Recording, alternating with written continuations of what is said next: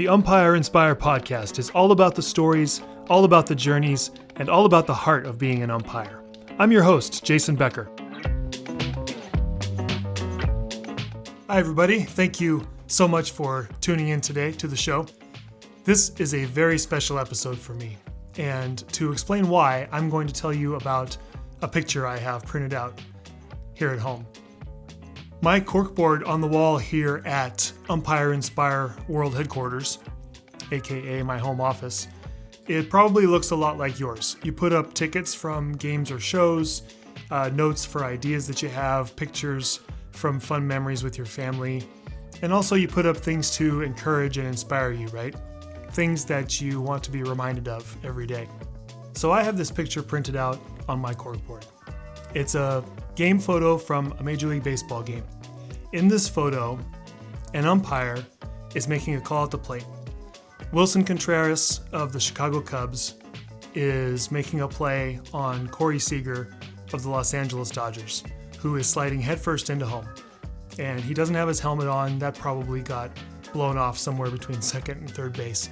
But it's a close play at the plate. The umpire is in perfect position to make the call, and that's the picture. Okay, so I want to give my wife actually some credit here. My dear wife, God bless her, wife of an umpire nerd, also a daughter of an umpire nerd. So she just really, there's no escape for her. I put this picture up a few years ago and I called her in and I said, Maureen, what do you notice about this picture? What can you tell me? She stood in front of it and looked for a little bit. And she said, well, the umpire is not holding a mask. I said, that's right, you're getting warm. She said, actually, the umpire isn't wearing any gear at all. I said, that's right, you're getting warmer. I said, what do you think happened here? And she thought about it for a minute. And as I said, being the wife of an umpire nerd and the daughter of an umpire nerd, she's got some mechanics cred, okay? She thought about it and she said, there was a play in the outfield that another umpire had to go call, and so a different umpire had to cover home plate. I said, close enough. That's right. We've got a rotation play. And the umpire in that photo I've just described is, of course, today's guest on the show, Tripp Gibson.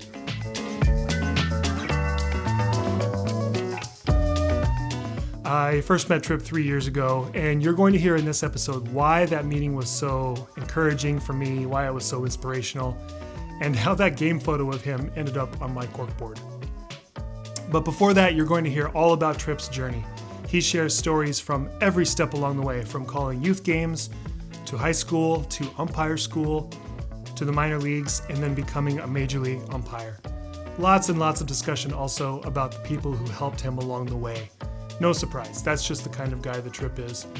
And so much more great stuff. So many interesting stories. I really just can't begin to list it all right now. So, hey, just settle in for this one. Enjoy it. You are not going to want to miss even 1 minute. And if you enjoy listening to Tripp and you have umpire friends in your life, don't keep it to yourself. Take just a moment to share this episode with them so that they also can be encouraged and inspired. Please enjoy my visit with number 73, Tripp Gibson. Tripp, welcome to the Umpire Inspire podcast. Thanks for coming on, buddy. Thanks for having me here. Oh, this is awesome.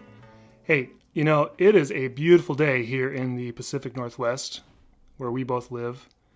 And don't you wish we were gearing up to go work a game tonight or something? It would be pretty awesome to be on a baseball field, no doubt. I kind of wanted to start there. I'm just wondering, what are you missing most right now? Is there anything you can think of that is just like jumping out to you? You know, there's a few places that are very special, especially in the major leagues. A lot of people have been to some of those stadiums, Fenway Park, Wrigley Field, Dodger Stadium. There's something special when you walk out on the field in the major leagues and you just get that vibe from the atmosphere of all the fans that are in attendance. Hasn't gotten old yet, huh? No, it hasn't yet. My 6.5 years in, no, it has not gotten old. But just going out and calling a baseball game and then being reminded kind of like how that baseball game is the same baseball game that really is being played at all levels, even the youth levels.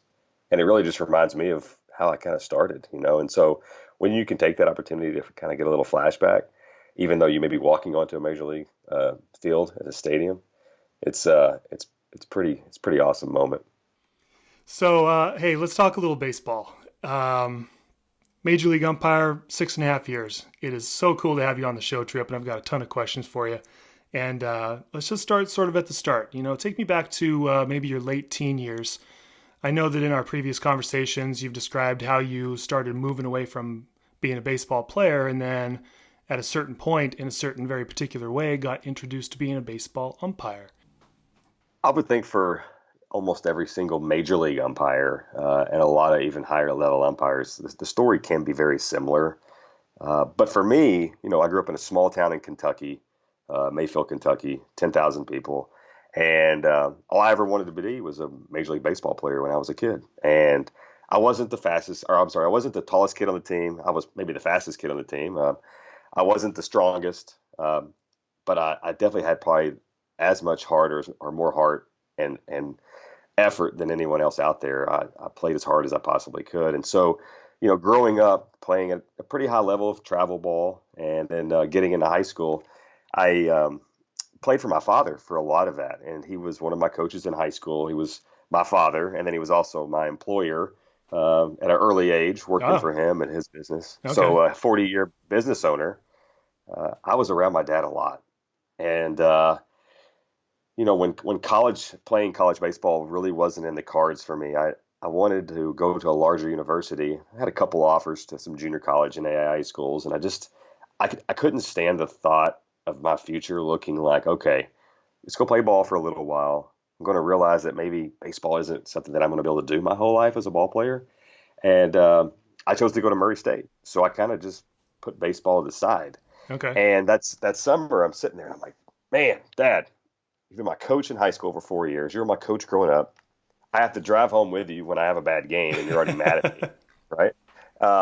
I work for you, so I'm with you nonstop. I needed something to kind of be my own. And he's like, all right, son, you got college coming up. You got tuition. You got books. You got car insurance, gas money. So I was like, Dad, I got to get a different job. And he goes, hey, I heard the local rec field, a guy named Pat Powers, who's now passed. He's like, I heard he's hiring umpires. I'm like, I can't do that, Dad. There's no way. Umpire, are you kidding me? So I go down to the local rec field, talk to Pat. He says, hey, here you go. Here's a game to work tomorrow. You got the plate. I bought my first set of gear from one of my other coaches in the high school team, assistant coaches, for $50. Nice. Went and worked my first game. I had my hat on backwards, and I bought gray pants from a store called Peebles, which is like a Kohl's. Wore a baseball belt, some turf shoes, went to work, and first game behind the plate, just throw them back there. And so what happens to me? I end up having an ejection in the fourth inning of my very first game ever worked. Trap. When the game ends, I walk up to Pat, and Pat hands me a check for $25.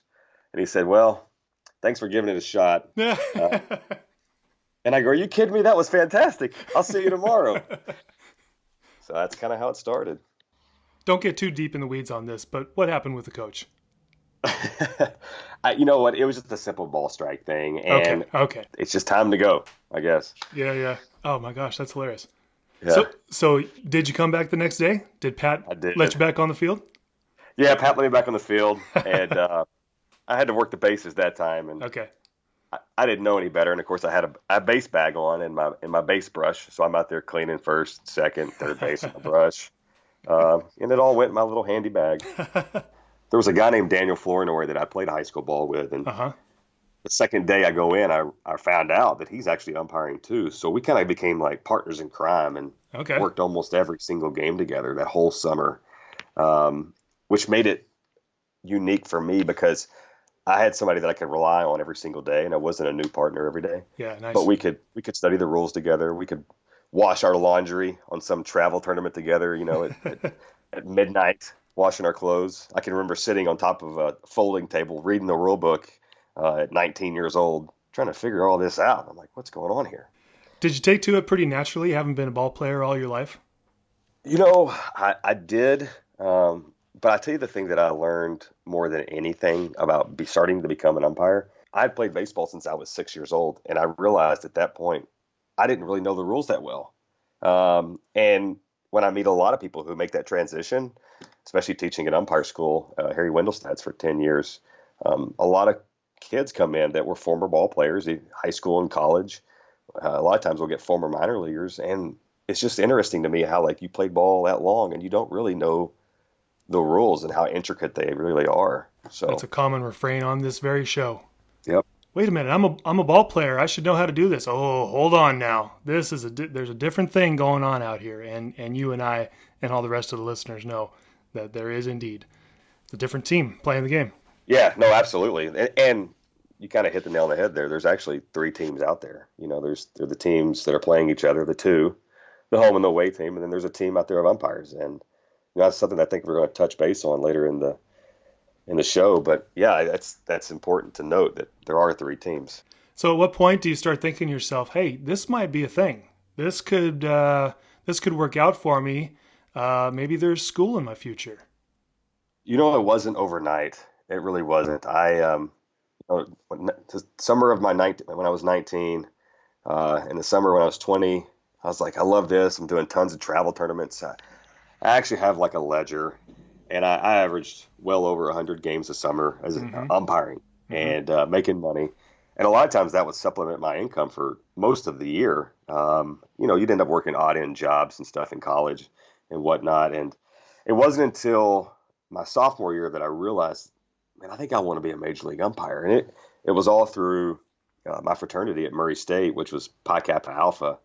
And through an alumni, I actually ended up meeting Larry Vanover. Okay. And spoke with Larry Vanover for a little while. He lives or grew up in Owensboro, Kentucky, which is only about 2 hours away from my hometown. And he had Harry Wendelstad send me my application in the mail, by the way, which was a handwritten application. You couldn't log in and sign up online. Oh yeah, legit. And then there was a note. Yeah, and there's a note from Harry. I still have the note. Oh, cool. So talked to my dad about it, and he goes, "Son, you got to graduate first." And that was the best decision I ever made, was going through school, finishing all that, which played a key role later on as far as my ability to focus on the job at hand to try to make it to the major leagues. Mm-hmm. But yeah, so sophomore year, I realized, hey, I think I want to do this. Got into high school ball, got into college ball. I went to every single umpire clinic I could get my hands on. And I think, early on when you're first beginning, you're kind of an umpire nerd, so to speak. Like, you're just studying as much as you can, and you're talking to people, getting all their stories so you can get better yourself. So yeah, sophomore year, and then I graduated in the fall, December of 2005. Bought a new car and went straight to Daytona Beach, Florida, to umpire school in 2006, January. Which was successful for you. Did you go through just one time before landing a job? I did. Okay. I went the one time. Mm-hmm. I had decided halfway through that, okay, I'd give this a second schooling if I need to. I'd go back. Okay, so you get yourself out of school very successfully, and you're off and running. Tell me about those first few years in the minors. What was the experience like for you? And what were the factors that caused you to be noticed, do you think, and moved on up as you went? It's interesting because 2006 was a very unique year for minor league baseball. There was an umpire strike, right. And so before I even became a minor league umpire, they told us, hey, we're probably going to hire you into short season baseball or rookie league, which won't begin until June. But right now we're not hiring anybody because all the other umpires are on strike. So the 50 of us that had gone to an advanced placement course, where at that time Jim Evans' school sent 25 guys and Harry Wendelstad's school sent 25, and we were just in this pile, they're going to hire us. Well, it wasn't until like the 1st of June we get a phone call on the strike ends, because they go through the minor league all-star break still on strike. So they went half a season. And oh man! Finally get called, and I went to the New York Penn League. So I'm living in Kentucky, and I actually moved back in with my parents for a little bit. And you know what? I'm going to the New York Penn League. And I'm like, wow, I've never been to either one of those states. And not only is it the New York Penn League, but it's also Vermont and Maryland, and so Pennsylvania. And I'm like, wow. So I'm going to go to New York City.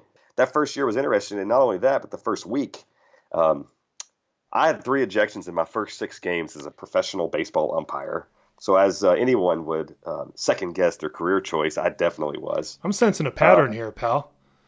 well, here's what it is, and this probably best explains it.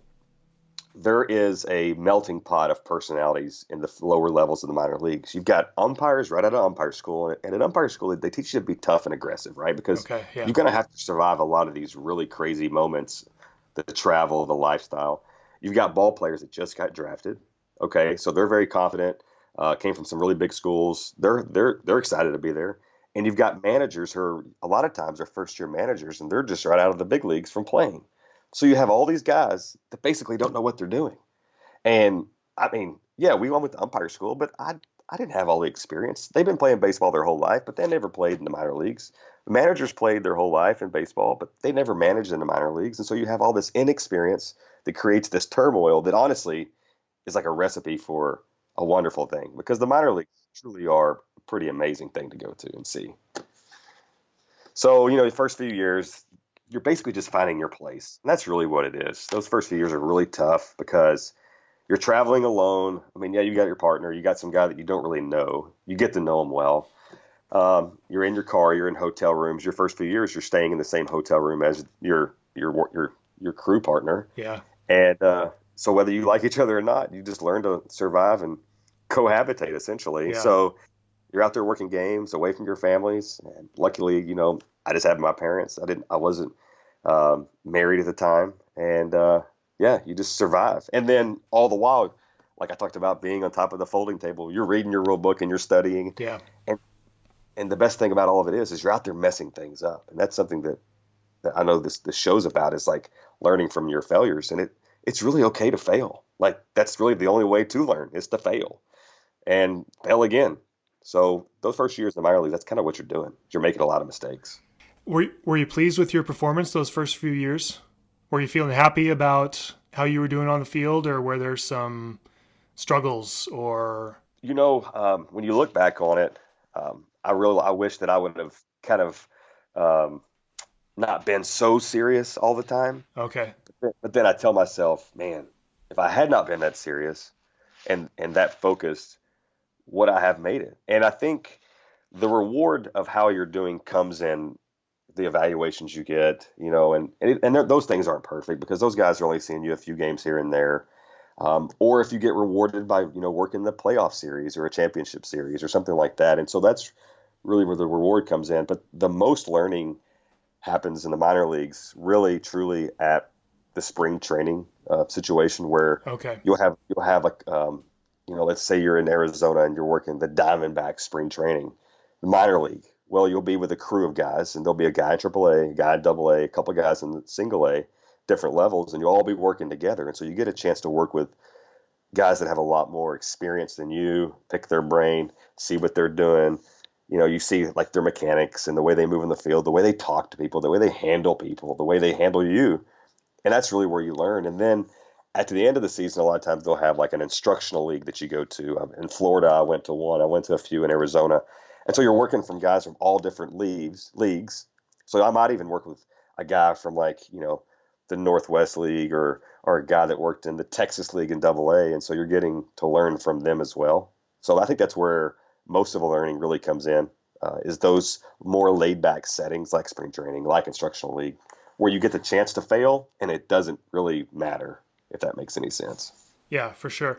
I think I can relate, on a little league level, which is where I'm at most of my time.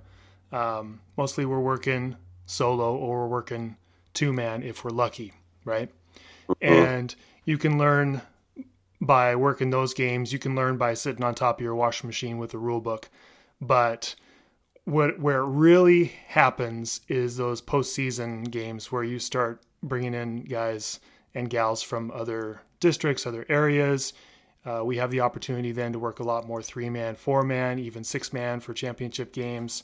And you spend a week at a tournament, and the confidence and the learning just skyrockets. You look back on a week like that, just 1 week as a little league umpire, in my experience. And that's what really propels you along. Yeah, no, I agree with that 100% because seeing somebody do something different than what you do is great, because then all of a sudden you try to do those things and you find out if it works for you or if it doesn't. And that's what I loved about working with a lot of different people, and still do, because I get to see all these different personalities and how I can kind of shape what they're doing and kind of make it my own, so to speak, and that's what makes it great, especially, on every level, actually. I mean, there's so many guys. Before this call, I made a list of guys that I worked with, in those first couple of years, 19, 20, years old, 21 years old. And they really shaped a lot of like who I was as an official before I ever went to umpire school. And, I'm looking at some of these names, one guy's a pastor now. And, Yeah. one guy just retired from being an athletic director at a school. And it's just like, man, I really, truly, some of that stuff is gold, and you can't replace those moments in your life, because they're all teaching you something. Whether you take it or you leave it, you're learning from both.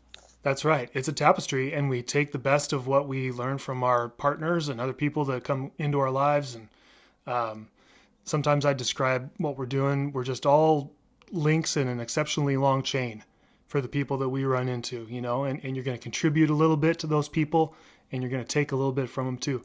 That's a great transition. So just tell me about a couple of those guys, Tripp. We talk a lot on this show about the mentors that are so key in what we do as umpires. And that's what makes, it's one of the many things that makes umpiring very special, is how important that mentor, that teacher relationship is, to bring guys up and to share what we've learned along the way. Tell me about some of those guys that were with you and for you. Yeah, that's a really awesome question, because for me, it's so important to make sure that these people get the gratitude that they deserve from me, the appreciation, the chance that somebody sat down to talk to me, or they pulled me aside and told me something that they think I should do or change, or something that I was doing good. Because a lot of times when you're doing things right, no one comes and pats you on the back and say, you know what, keep doing what you're doing. Man, Jason, first and foremost, my father. I mean, the guy would never let me quit anything. I can remember one quit like karate, and he was like, "Nope, Gibsons don't quit." and, at the time, I was a little frustrated with those remarks, But when the going got tough, especially in the minor leagues, right? The going gets tough, and you're like doubting yourself a little bit. You kind of go back to the lessons you learned, early on in life. Like, you don't just quit because you had a bad day. You keep going, right? And as an umpire, especially early on, when you've got like a heated 12-year-old tournament, and the parents are really excited and the players are really excited, and you miss a call really bad that you can't change. You can't just walk off the field. I mean, you kind of just got to cope with it and keep going, right? That's right. And that just reminds me, like, my dad really just instilled that into me. Like, we don't quit, and so when I walked away from baseball and I stopped playing, I didn't quit. But what I had in my head is like, this is something that I want, and I got to fight. And, I told you I wasn't a big guy. And so for me, I didn't have a chip on my shoulder as a personality wise, but I just really had that fight and that desire to continue on no matter what happened to me. So my dad, first and foremost. Good for you, man. And how lucky you are. I can hear it in your voice that how lucky you are, right? To have that kind of relationship and that kind of support for you along the way. You didn't always love hearing that from him, did you? No, but he is my hero. Yeah. Yeah. And my dad and then my grandfather, I'm named after both of them, because my legal name is actually Hal Gibson III. And so my grandfather, that work ethic that he did, I mean, he died at 89, and the guy didn't stop working until he was like 86 when he got really bad sick. And he had such a work ethic that it was like, you know what? Like, this guy is teaching me that if you work hard, and then I got one guy teaching me that if I don't ever quit anything, good things are going to happen. And so those are in the back of your mind from day one. And that's important to me. But guys that just really did a lot, I mentioned Pat Powers. Pat Powers did a lot for our community, a lot for, baseball, youth baseball in the area, and then a lot for me as an umpire. And I guarantee you, when he handed me that first check after my first game and ejecting the head coach, I don't think he ever would have thought that I would make it to the major leagues as an umpire. No. He was just hoping that I would come back the next day, right? So, but Pat Powers, he drugged me everywhere. I mean, he'd go, "Hey, I'm running a tournament in Louisville. I'm running a tournament in Lexington.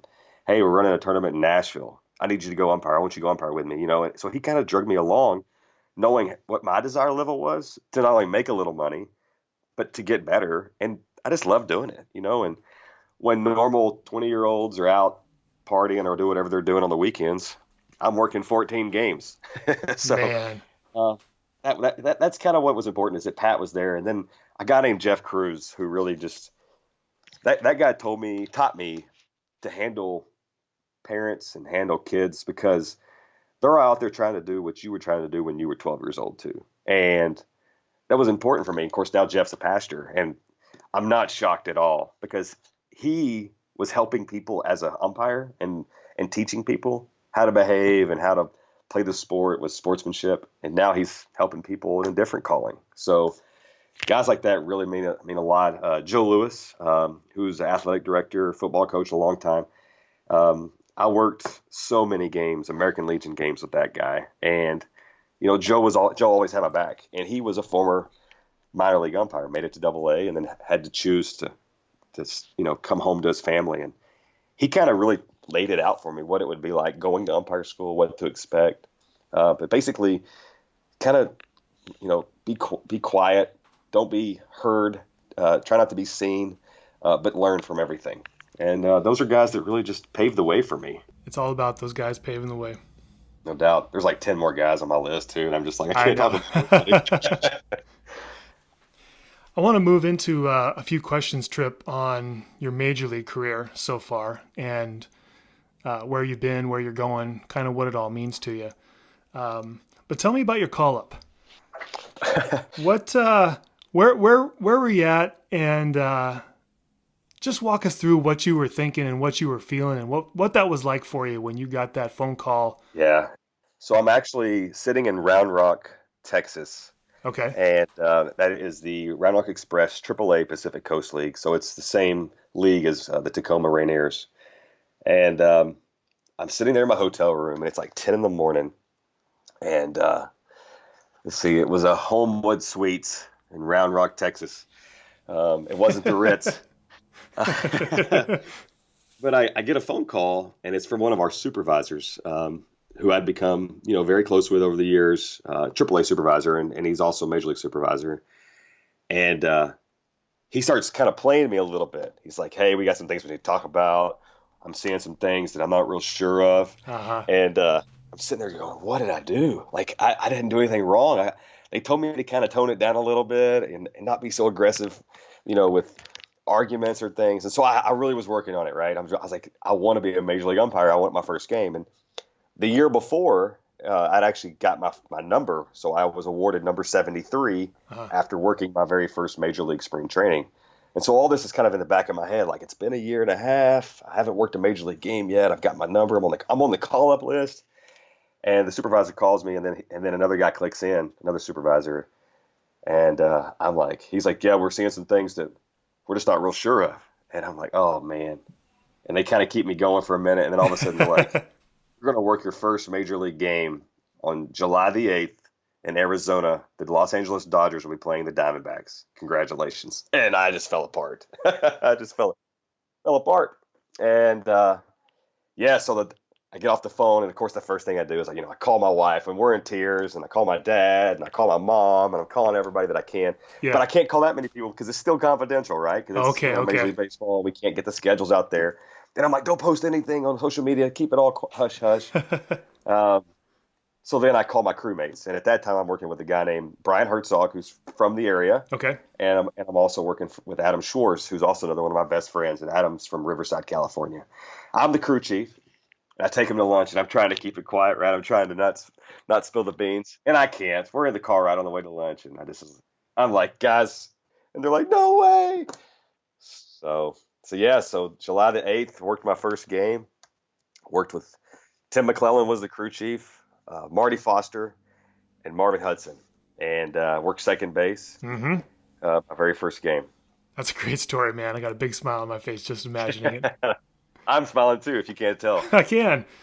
It's a moment you guys will never forget. Your wife will never forget. Your dad will never forget. All the people that you finally got to tell when you could, right? How fun to just, to reach that point. And we're all standing on the shoulders of everybody that got us there. You've got some years behind you to really understand why you got the call. What do you think what separated you from the other umpires that were knocking on the door at that time? Why you? Do you know? It goes back to a little bit of that work ethic, Okay. and just never. You know what? When it's in August and you've been working all season, you've already worked 130 games, and you got a plate job that goes 13 innings, and it's Hmm. just you're sweating your booty off in Memphis, Tennessee, and you're sitting there going like, man, I don't think I want to be any other place than here right now, Yeah, good you for you. know? And you just remind yourself like there's a prize in front of you and you've got to keep chasing. You can't take a single pitch off. And that goes for any level of where you're working.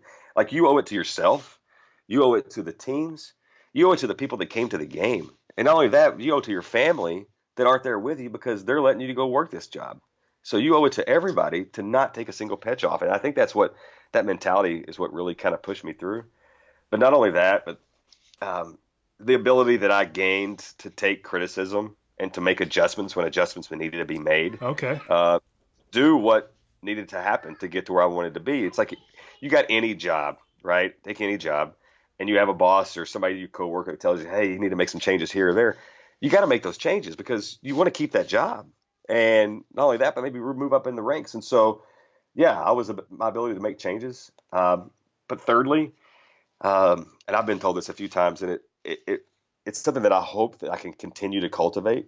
But people like working with me, and so if you're a good crew mate, no matter what level it is, and people like to work with you, then you're putting yourself in a good position to succeed, in my opinion. Yeah, I agree. I don't think that's to be understated. Because, cool, you know every rule in the book, but if it's no fun, man, uh, tough to tough to work one game, much less be on a crew of four guys for an entire season. Jason, you just nailed it too with the word fun. Like that's something that people forget. um, I see it. You see it at a lot of levels. You see it in high school kids trying to make it to a big college, or you see it in college kids trying to make it to the major leagues, or you see it in a major league kid, or you see it in a 10-year-old who's got too much pressure for some reason. They've Right. lost that fun. And so when you're umpiring a game and you're getting yelled at, and the parents are mad at you, and you're just trying to do your job the best you can, if you're not having any fun, you're not going to be any good, and you're not going to enjoy the job. So that first game you just mentioned was in 2013, and I understand, Tripp, that you spent the entire 2014 season as a call-up. I did. That's unusual, right? Well, actually, no. It is and not. It is and it isn't. So when you are kind of knocking on the door to become a major league umpire, there's X amount of games that kind of needs to be worked, and you've dotted all the I's and crossed all the T's, and there's things that they're just looking for as an employee, Yeah. right? Um, Most of the time, the guys that end up getting hired the following year work the most games. So in 14, I worked 149 games, which is more games than anyone in Major League Baseball that season. And that when you look at the numbers in the years past and the years prior, most of the time the guys that work the most games are the AAA guys, are the guys that end up getting hired. Okay. And so in 14, I worked 149 games, more than any Major League umpire on staff or in AAA that's working in the major leagues. And yeah, actually, following up your most recent podcast, or one of your most recents, was my crew chief for half that season was Dale Scott. That's right. And well, what a tough guy to follow up on a podcast. Thanks a lot. That guy's got more stories and is one of the funniest people I've ever met. Thanks a lot for that, Jason. No apologies. No apologies at all. Tough luck, kid. Yeah, yeah. If you don't mind me just kind of going off of this, like I got a great Dale Scott story, Oh, at I'm least all for me. about But it. All about it. Let's go. so it's opening series, and it's Chicago White Sox, and it's about 25 degrees outside. Okay. And day one, opening day, he works the plate. I'm at third, and I'm working with Dan Iasonia and CB Buckner, two awesome crewmates as well as Dale. You betcha. And I'm just a young AAA guy, and I'm basically scared to death. It's my first opening day, so I'm on the field. Dale works the plate game one.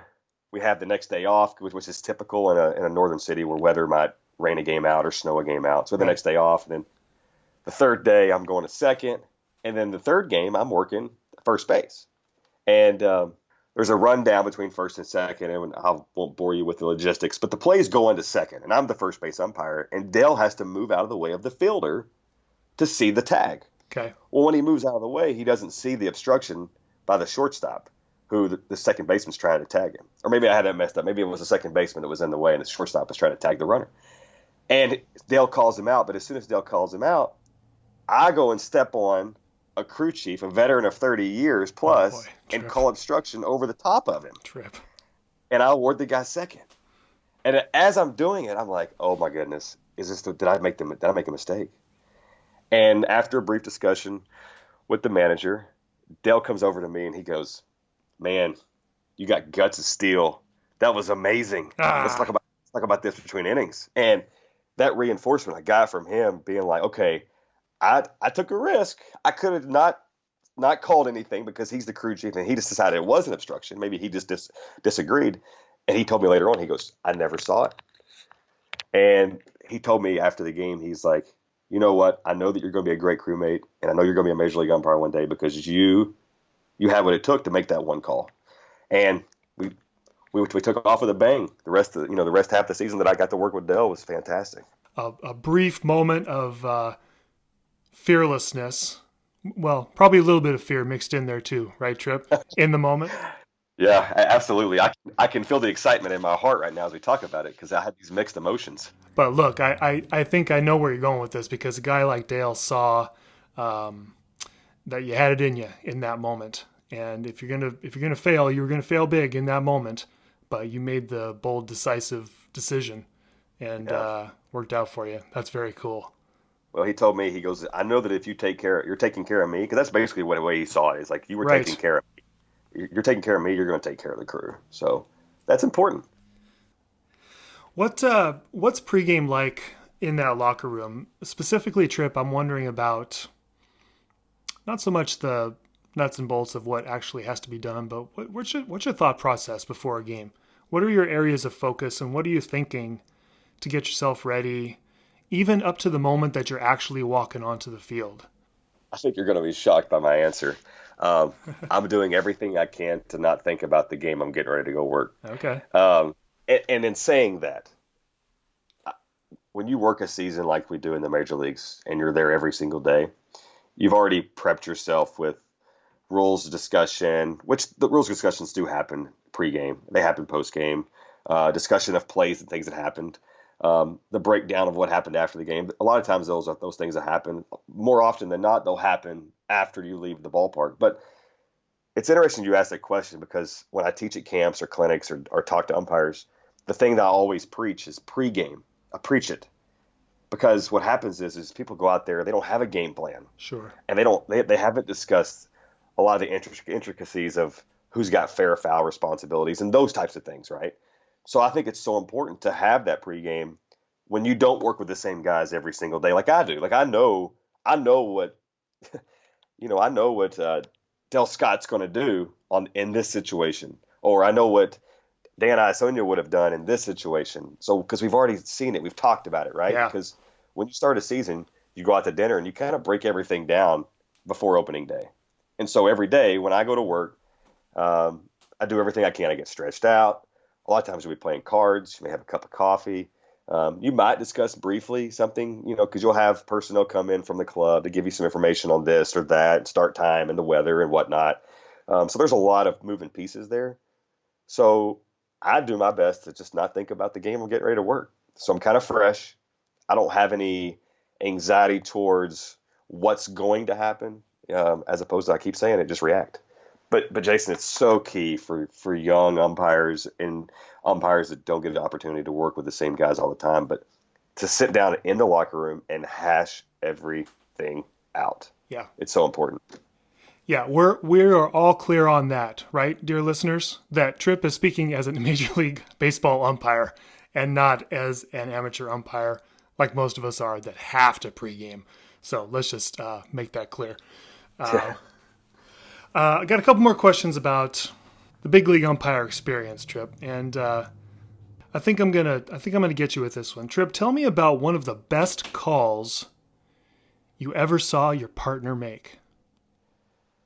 Oh man, I can't remember an exact best call per se because there's so many of them. Yeah, but I've seen years that I was just like, wow, that's just one of the best umpiring performances I've ever seen. Okay. And a lot of those guys are guys that of course, I've worked with, so I've seen them firsthand. Um, but there's a reason why Brian Gorman's in the major leagues this long. I mean, the guy just doesn't really miss many calls, and his ability to see things even with replay within half an inch.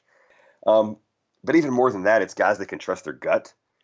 Brian Gorman's one of the best.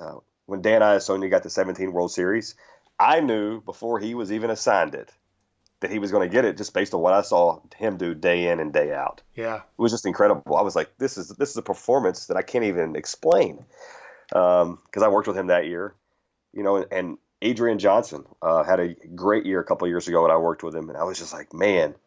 And when you ask those guys, man, what are you doing different? And they all say the same thing. I go out there and I'm not worried about what's going to happen. I just react.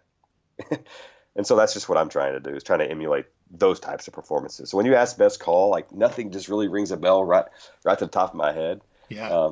But it's best performances is what's kind of stuck with me. Yeah, it compounds over time, and you come to understand who a guy is on the field, and I think that's kind of what you're getting at, like just the work done day after day after day. Their mental approach, the mental approach to the job is what is key. And I talked about pregame, and I'm just going to interject real fast, sorry, but like that all begins, like especially when you're working youth level, or any level, I guess for that matter, that all begins the moment you pull up into the stadium, right?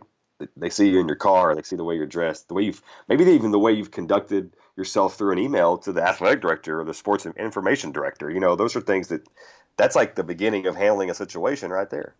So you mentioned, speaking of the body of work that you see from a guy, either working on a crew or watching from afar, I'm just wondering what that means for you, Tripp, in the future, what some of your goals are. We talk about the mentors and the guys who have been there, done that, and put in years of experience.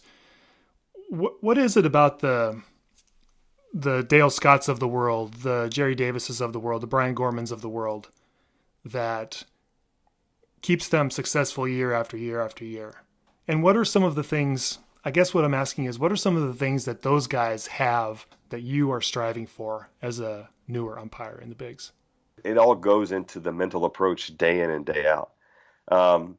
When I was around Dale, or when I worked with Jerry Davis, or when I worked with Brian Gorman, they were so consistent in their personality and their emotions. They were able to control themselves, never get too high and never get too low, but always in a pretty good mood, right? I mean, yeah. There's days where you're like, I haven't been home in 6 weeks. I'd love to be home and see my family.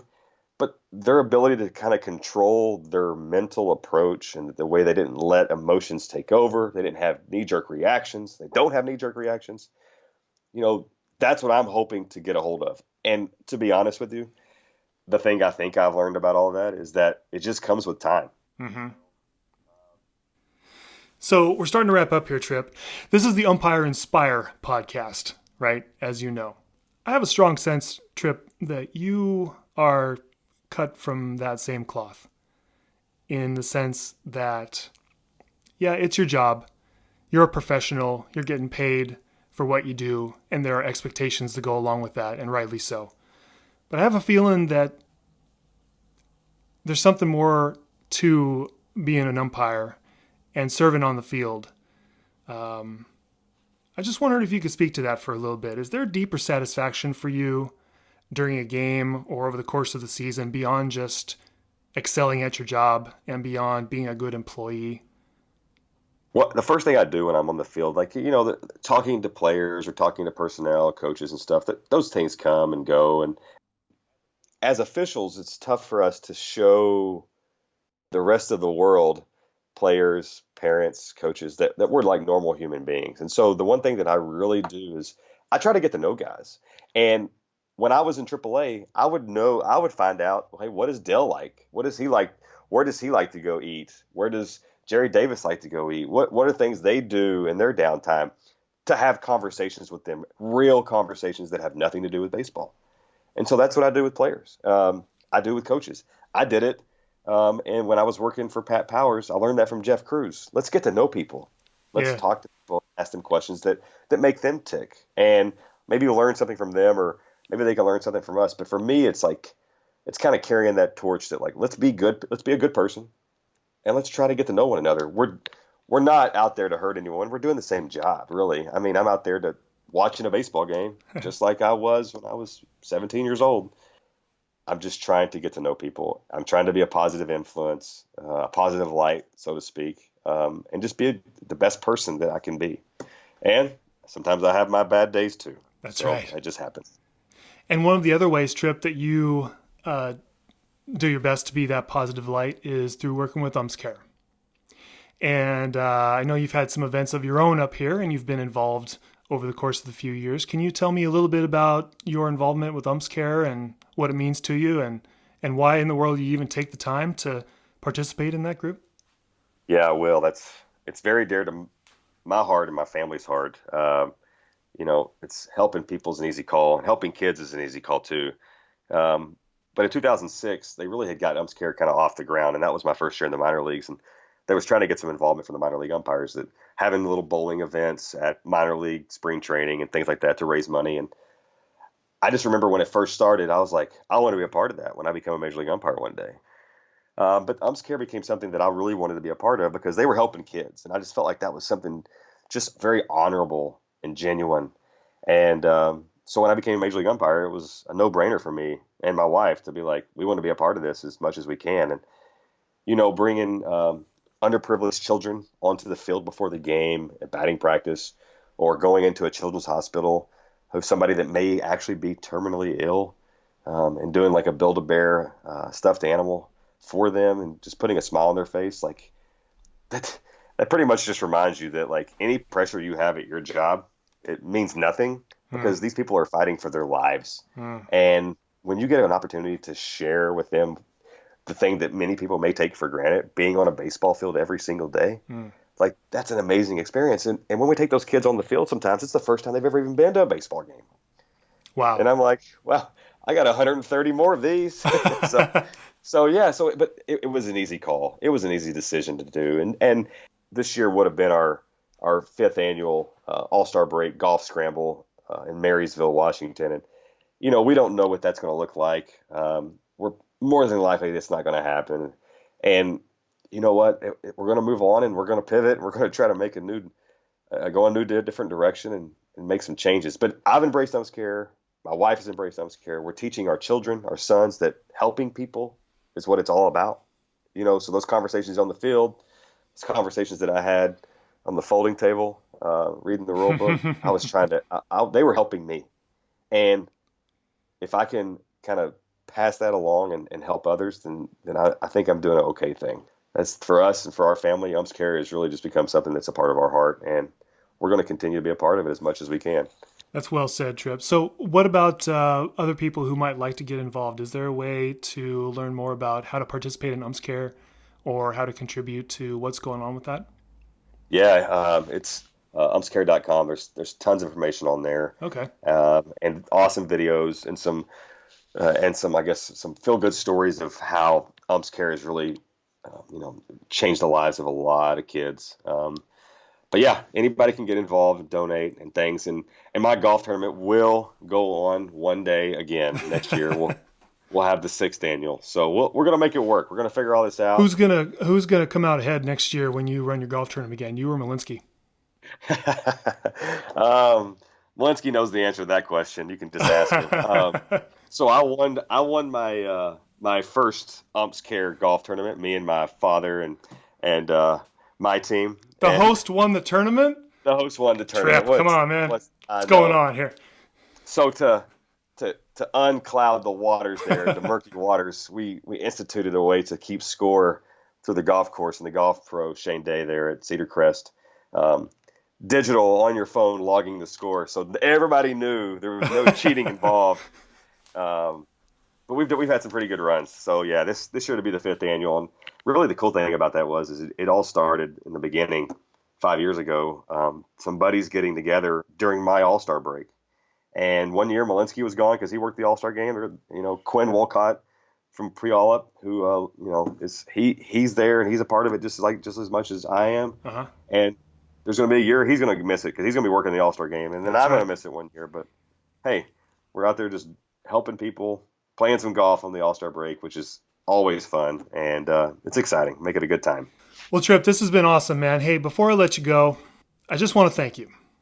I was fortunate enough to hear from you.